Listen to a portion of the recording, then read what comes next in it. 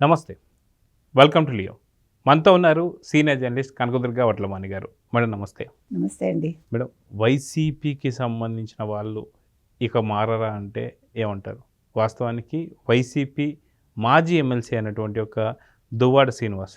వాస్తవానికి దువ్వాడ శ్రీనివాస్‌కి రాజకీయ భిక్ష పెట్టింది దువ్వాడ వాణి గారు. ఇది అందరికీ తెలిసిందే. దువ్వాడ శ్రీనివాస్ గారు దివ్యల మాధురి అలియాస్ ఇప్పుడు దువ్వాడ మాధురి అనుకుంటాను. బిగ్ బాస్‌కి వెళ్ళినప్పుడు కూడా తను దువ్వాడ మాధురి అని చెప్పుకున్నారు. అక్కడ అంటే బిగ్ బాస్ నుంచి బయటకు వచ్చిన తర్వాత దువ్వాడ మాధురి గారికి సంబంధించిన బర్త్డే ఏదైతే ఉందో సెలబ్రేషన్స్ అంగరంగ వైభవంగా మొయినాబాద్ ఫామ్ హౌస్లో జరిగాయని, దీన్ని పూర్తిగా వైసీపీ వాళ్ళే చేతుల్లో తీసుకొని దీనంతా నిర్వహించారని చెప్పేసి కొన్ని కథనాలు అయితే వస్తున్నాయి. దీంట్లో మద్యం కావచ్చు, హుక్కాలు కావచ్చు, ఇంకా మిగతా మాదక ద్రవ్యాలు కూడా ఉన్నాయని చెప్పేసి అయితే అంటున్నారు. కొంతమంది సినీ ప్రముఖులు కూడా ఉన్నారంటున్నారు.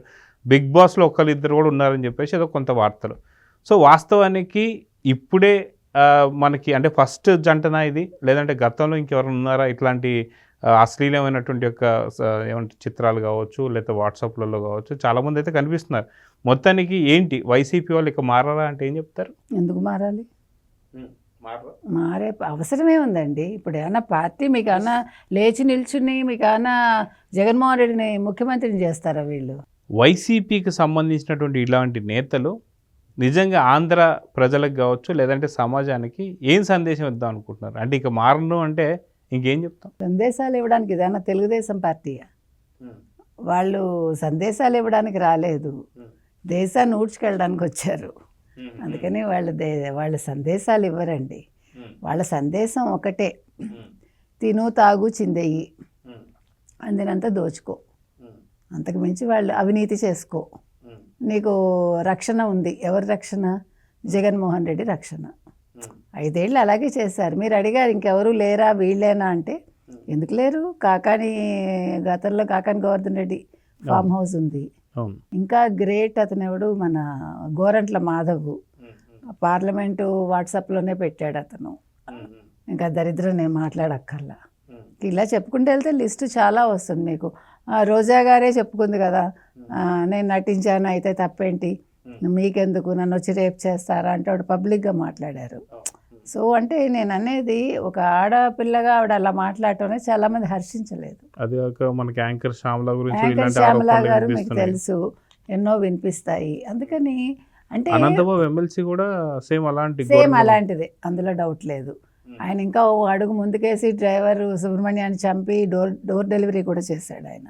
అంటే మరి ఈ విషయాలు బయటకు వస్తాయనేమో మనకు తెలియదు. అంటే ఇంకా అంటే ఇది మనకు కనిపించినవి చాలా ఉంటాయి. అంటే రాసలీలలు చేసే వాళ్ళ గురించి మనం ఇక్కడ మాట్లాడుకోవడానికి రాలేదు కాబట్టి ఇంకా తప్పదు, మాట్లాడాల్సిన విషయాలు మాట్లాడాలి. అయితే దువ్వాడ శ్రీనివాస్, దివ్యల మాధురి మొయినాబాద్ ఫామ్ హౌస్లో వాళ్ళు పర్మిషన్ తీసుకోకుండా ఒక బర్త్డే పార్టీ చేసుకుంటున్నారు. అతను ఎవరు, పార్థసారథి అని అతని ఫ్రెండా లేకపోతే అతని అసిస్టెంటో నాకు తెలీదు, దువ్వాడ శ్రీనివాస్కి. అతనిది కూడా బర్త్డే నిన్న. అయితే దీనికోసం ఇతను ఏం చెప్పాడంటే, ఒక ఇంటర్వ్యూలో, ఒక యూట్యూబ్ ఛానల్కి ఇచ్చిన ఇంటర్వ్యూలో వీళ్ళిద్దరు, మేమేమి బర్త్డే సెలబ్రేషన్స్కి వెళ్ళలేదు, ఏదో మేము ఒక బిజినెస్ వ్యవహారానికి వెళ్ళాము. అక్కడికి వెళ్తే మీటింగ్ జరుగుతూ ఉండింది. తర్వాత సడన్గా ఇవన్నీ అరేంజ్ చేశారు. ఏంటి అని అడిగితే పార్టీ ఉందన్నారు. మేము 10 గంటల 32 నిమిషాల 10 గంటల 36 నిమిషాలు ఏదో ఒక టైం చెప్పారండి. 34 నిమిషాలు వెనక్కి వచ్చేసారట వాళ్ళు అని వాళ్ళు చెప్పారు. ఆ ఇంటర్వ్యూలో నేను చూసిన ఇంటర్వ్యూ చెప్తున్నా. అయితే ఇవాళ దివ్యల మాధురి గారి బర్త్డే. అయితే శ్రీనివాస్ అంటారు, అదేంటి మేము ముందు రోజు ఎందుకు చేసుకుంటాము, మేము నెక్స్ట్ డే కదా చేసుకుంటాము, మేము ఇవాళ సాయంకాలం కేక్ కట్ చేస్తామంటే ఇవాళ అని చెప్తున్నాడు ఆయన. అయితే ఒక ప్రశ్న ఏంటంటే, సాధారణంగా సెలబ్రిటీస్ కావచ్చు, లేదు ఇలాంటి గొప్పవాళ్ళు కావచ్చు, వీళ్ళందరూ కూడా రాత్రి 12ంటికి సెలబ్రేషన్స్ చేసుకుంటారు. బర్త్డే హ్యాపీ బర్త్డే చెప్పుకునేది అప్పుడే కదా, అర్ధరాత్రి 12ంటికే కదా. అంటే మనకు కొత్తగా చెవులో పూలు, క్యాబేజ్ పూలు పెట్టారనమాట. అయితే మీరు ఏ పూలు పెట్టకండి, మీరు పెట్టక్కర్లేదు, మీరు అక్కడ పార్టీ చేసుకున్నారు, తర్వాత డీజేలు పెట్టారు, పక్కన ఎవరో వెళ్ళి కంప్లైంట్ ఇచ్చారు పోలీస్ స్టేషన్లో. ఇచ్చాక దానికి వీళ్ళిద్దరూ చెప్పింది ఏంటంటే, అసలు నా బర్త్డే నేను అక్కడెందుకు చేసుకుంటాను, నేను మా ఇంట్లో ఇవాళ సాయంకాలం చేసుకుంటాము మేము అని చెప్పడం జరిగింది. అయితే పోలీసులు ఏం చేశారంటే ఆ ఇన్విటేషన్ కార్డ్ ఏదో ప్రింట్ చేశారు వాళ్ళు. ఆవిడ బర్త్డే అని ఎవరికో ఇన్విటేషన్ పంపించారు.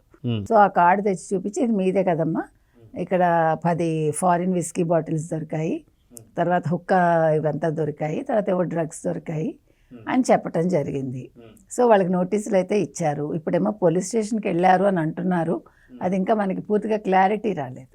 అయితే మనం అడిగేది ఏంటంటే, మీరు అన్నట్టుగా వైసీపీలో ఉన్న వాళ్ళందరూ బూతులు మాట్లాడడం, లేకపోతే ఇట్లాగా ఫామ్ హౌస్లో దొరకడం, లేకపోతే డ్రగ్స్, అంటే గంజాయి ప్రదేశ్గా మార్చిన ఒక జగన్మోహన్ రెడ్డి హయాంలో ప్రతివాడు పాపం జగన్మోహన్ రెడ్డి అంత కష్టపడి గంజాయి ప్రదేశ్గా చేసినప్పుడు మనం గంజాయి తీసుకోకపోతే ఎలాగా అని అనుకున్నారా? అది కూడా ఆలోచించాలి. అంటే వీళ్ళు వీటి కోసమే ఉన్నారా? ఓ పక్క ఎంజాయ్ చేయడం, ఓ పక్క దోచుకోవడం, ఓ పక్క అవినీతి చేయడం, ఓ పక్క అంతా కల్తీ అంతా కూడా తయారు చేయడం, అన్ని రంగాల్లో దేవుడితో మొదలుపెట్టి దేని వరకైనా వెళ్తారు వాళ్ళు. సో ఈ రకంగానే చేశారా వాళ్ళు, చేస్తారా? మరి జగన్మోహన్ రెడ్డి ఏం చేస్తాడు? మొన్ననే ఏదో వాళ్ళ మీద ఎగిరాడు, వాళ్ళ మీద అంటే వాళ్ళ కార్యకర్తలో లేకపోతే వాళ్ళ మిగిలిన ఎమ్మెల్యేలో ఓడిపోయిన వాళ్ళ మీద అని అన్నారు. కానీ మరి ఇవన్నీ చూస్తుంటే జగన్మోహన్ రెడ్డి ఏం చేస్తున్నాడు, అసలు పార్టీ ఉందా లేదా అనే సందేహం అందరికీ వస్తుంది. వాస్తవానికి దువ్వాడ సీను కావచ్చు, దివ్యల మాదిరి కావచ్చు, ఇద్దరు ఒకటైతున్నప్పుడు కూడా సమాజానికి వీళ్ళు ఏం మెసేజ్ ఇస్తున్నారని చెప్పి ఇప్పటికే చాలాసార్లు అన్నారు. అటుపక్క రాజకీయ భిక్ష పెట్టినటువంటి ఒక దువ్వాడ శ్రీనివాస్కి, దువ్వాడ వాని ఫ్యామిలీ కావచ్చు, వీళ్ళంతా కూడా ఎప్పటి నుంచో రాజకీయాలు ఉన్నారు వాళ్ళు. కానీ దువ్వాడ సీనుకి ఒక రాజకీయపరమైన భిక్ష పెట్టి ఇంతెత్తు అంటే దాదాపు ఎమ్మెల్సీ అయ్యేదాకా తోడుగా ఉన్న తర్వాత ఇప్పుడు దివ్యల మాదిరితో వెళ్ళిపోవడం, లేదు నాకు దివ్యల మాదిరే ముఖ్యం అని చెప్పేసి అనడం, ఇవన్నీ కూడా మనం చూస్తూ వస్తున్నాం. సో వాస్తవానికి రాజకీయ నాయకుల పర్సనల్ లైఫ్లోకి వెళ్ళాలా వద్దా అంటే ఖచ్చితంగా శ్రీశ్రీ గారు చెప్పినట్టు వాళ్ళు ఎప్పుడైతే పబ్లిక్లోకి వచ్చారో, పబ్లిక్లోకి వచ్చిన తర్వాత వాళ్ళ లైఫ్ గురించి ఇంకా పబ్లిక్లోనే ఉంటుంది, నో ప్రైవేట్ లైఫ్. ఇప్పుడు నిజంగా దువ్వాడ శ్రీనివాసం చూసి ఇప్పుడున్నటువంటి యంగ్ ఎవరైతే యూత్ కావచ్చు, లేకపోతే రాజకీయాల్లోకి రావాలనుకున్న వాళ్ళు కావచ్చు, ఆయన ఆదర్శంగా తీసుకుంటే ఏంటి పరిస్థితి? నిజం గతంలో ఇలాంటి రాజకీయ నాయకులు ఉన్నారా? లేదంటే చాలా మంది చూసాం చిన్న చిన్న తప్పులకే వాళ్ళు రాజీనామా చేసేసి పార్టీ గురించి మాట్లాడుతున్నారు సార్. సో ఇప్పుడు దువ్వాడ సీనుకు సంబంధించి ఇలాంటి విషయాన్ని ఎలా చూడాలి? అలాంటి విషయంలో కూడా బిగ్ బాస్కి వెళ్ళినటువంటి ఒక చరిత్ర కూడా మనం చూసాం. అందుకే అంత ఫాస్ట్ కూడా బిగ్ బాస్ కూడా మనం పెట్టాం కదా, బిగ్ బాస్ కూడా నేను పెట్టాను. నేను అనేది ఏంటంటే, సడన్ గా సెలబ్రిటీస్ అయిపోయిన వాళ్ళు మీరు ఎందుకు తీసుకొస్తారు? ఇప్పుడు వాళ్ళు విడాకులు తీసుకున్నాక వీళ్ళు కలిసి ఉన్నారనుకోండి, ఎవడు ప్రశ్నించడం. ఒక చక్కటి కాపురాన్ని ఎవడు కోల్చకూడదు. ఇప్పుడు ఎవరి విషయమైనా మనం అదే చెప్తాం. విడాకులు తీసుకున్నాక మీరు ఏమైనా చేసుకోండి, ఎవడు ప్రశ్నించడు. ఒక భార్య వల్ల నువ్వు ఎదిగి అసలు ఎందుకు కాని వాడివి, ఒక వాణి గారి వల్ల ఇవాళ ఇంత సెలబ్రిటీ హోదా తెచ్చుకుని నువ్వు, ఇంత ఎత్తు ఎదిగి నువ్వు ఇంత ఆస్తి సంపాదించుకుని నీ పిల్లలు అక్కడ నిరాహార దీక్ష చేస్తే పట్టించుకోలేదు నువ్వు.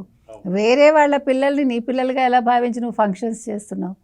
అది చుట్టానికి కూడా చాలా ఎబ్బెట్టుగా ఉంది కదండి. ఇప్పుడు ఆవిడేమంటారు, దివ్యల మాదిరి నా మీద నింద వేశారు, అలాంటప్పుడు నేను ఈయనతోటే ఉంటాను, ఈయన భార్యతో చాలా కష్టాలు పడ్డాడు, ఆయన భార్యతో కష్టాలు పడుతుంది ఆయన పర్సనల్, మిమ్మల్ని ఎవరైనా ఏదైనా అన్నారనుకోండి అది కాదు అని నిరూపించుకోవాలి, కానీ నేను ఈయనతోటే ఉంటాను అలా అన్నారు కాబట్టి అంటే అది అసలు ఎలాంటి న్యాయమో నాకు అర్థం కాల. అంటే ఇక్కడ ఇంకొక విషయం కూడా ఏంటంటే, దివ్యల మాదిరి వాళ్ళ హస్బెండ్ ఎవరైతే ఉన్నారో ఆయన ఫారెన్ పంపిస్తాను కూడా దువ్వాడ శ్రీనివాసే ఆర్థిక సాయం చేశాడని చెప్పి చాలా రకాల వార్తలు వస్తున్నాయి. అక్కడ ఆయన ఏమంటాడంటే మా ఆవిడ చాలా నిప్పు అంటాడు, ఇక్కడ వీళ్ళిద్దరు మేము కలిసి ఉంటామని చెప్పేసి అడల్టరీ అని చెప్పేసి చాలా రకాల బూతు మాటలు కూడా మాట్లాడింది దివ్యల మాదిరి. కానీ ఇప్పుడు ఇంత జరిగిన తర్వాత కూడా పబ్లిక్లో వీళ్ళు ఏదో ఒక విషయంలో వీళ్ళు వార్తల్లోకి ఎక్కుతున్నా సరే, ఇప్పుడు ఇంత జరిగిన తర్వాత లేదు నా బర్త్డేకి సంబంధించినటువంటి పార్టీ కాదని చెప్పేసి అన్నప్పుడు పోలీసులు తీసుకొచ్చేసి ఇన్విటేషన్ కార్డు పెట్టారు. ఇంత జరుగుతున్నా సరే వైసీపీ వాళ్ళు ఇలాంటి పచ్చి అబద్ధాలు మాట్లాడుతుంటే ఎలా చూడాలి? ఇక్కడే మీరు ఇందాక ఇంకో మాట కూడా అడిగారు నన్ను, వీళ్ళు వైసీపీలో లేరు కదా, వైసీపీ వాళ్ళు అరేంజ్ చేశారు పార్టీ అని. మరి దీనికి జగన్మోహన్ రెడ్డి సమాధానం చెప్పాలి. అంటే ఇప్పుడు జగన్మోహన్ రెడ్డిని వీళ్ళందరూ కలిసి మోసం చేస్తున్నారా? ఈయన పార్టీ నుంచి సస్పెండ్ చేశాక ఎవరిని, దువ్వాడ శ్రీనివాసుని, మరి ఎవరెవరు ఈయనతో టచ్లో ఉన్నారు, ఎందుకని మరి జగన్మోహన్ రెడ్డిని మోసం చేస్తున్నారు? ఆ విషయం జగన్మోహన్ రెడ్డి ఆలోచించుకోవాలి. అంటే ఇవాళ పార్టీలో ఎవరు ఎవరి మాట వింటలేదు వైసీపీలో. కాకపోతే ఏంటంటే ఒక్క విషయంలో వాళ్ళందరూ కూడా ఏకతాటి మీద ఉన్నారు. అదేంటంటే అప్పుడప్పుడు వచ్చి ప్రెస్ మీట్లు పెట్టడం, అందరూ కోరస్గా ఒకే మాట చెప్పడం. అది ఒక్కటి మాత్రం వాళ్ళకి స్క్రిప్ట్ వస్తుంది కాబట్టి, వాళ్ళకి పేమెంట్ పడిపోతుంది కాబట్టి స్క్రిప్ట్ చదివి వెళ్ళిపోతున్నారు. ఆ ఒక్క విషయంలో అందరికీ యూనిటీ ఉంది. మిగతా ఎక్కడా యూనిటీ కనిపించట్లేదు. ఎవ్వడు కూడా పార్టీ గురించి కానీ, జగన్మోహన్ రెడ్డి గురించి కానీ, లేకపోతే లోకల్గా వాళ్ళ నియోజకవర్గాల గురించి కానీ, ప్రజల గురించి కానీ పట్టించుకున్న పాపాను పోవట్లే. వస్తారు, ఏదో నిన్న కూడా కొడాలి నాని వచ్చాడు 6 నెలల తర్వాత, ఏదో బెదిరించాడు, వెళ్ళిపోయాడు. అంటే ఇక్కడ జరుగుతున్నది ఏంటి? మీరు డబ్బు ఇవ్వండి, మేము ఒకసారి మాట్లాడతాము, అంతే, అయిపోయింది. మీకు మాకు ఏ సంబంధం లేదు, మా జీవితాలు మావి, మీరు ఎవరిని వద్దంటారో మేము వాళ్ళతోటే ఉంటాం అన్నట్టుగా వీళ్ళు వ్యవహరిస్తున్నారు. సో ఇంకొకటి ఏంటంటే, ఇవాళ దువ్వాడ శ్రీనివాస్ చెప్పాల్సిన నిజం ఏంటంటే, అక్కడ అంత జరిగాక కూడా ఇంకా బుకాయించడానికి మీరు ఎందుకు చూస్తున్నారు? ఇప్పుడు దమ్ము లేదా మీ ఎవరికి? మీరందరూ దమ్మున్న నాయకుడు మీ జగన్మోహన్ రెడ్డి అన్నారు కదా, మరి ఆ దమ్మున్న నాయకుడి దగ్గర ఉన్న వాళ్ళందరూ కూడా దమ్ము లేకుండా ఉన్నారేంటి? అబద్ధాలు ఎందుకు చెప్తున్నారు? కాబట్టి అది కూడా వాళ్ళు చెప్పాలి సమాధానం.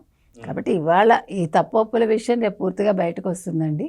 మరి ఏం జరుగుతుంది, వీళ్ళని అరెస్ట్ చేస్తారా చేయరా అనేది మనకి క్లారిటీ రావాలి. ఇంకా సో చూద్దాం మేడం, మొత్తానికి వైసీపీలో మేము ఉన్నాం కాబట్టి ఇలా ఉన్నామా, లేదా వైసీపీలో చేరిన తర్వాత ఇలా అయ్యామా అనేది మాత్రం వాళ్ళు చెప్పాల్సింది. సో చాలామంది నాయకులు ఇలానే ఉన్నారు. సో చూద్దాం జరగబోతుంది. నమస్తే. నమస్తే.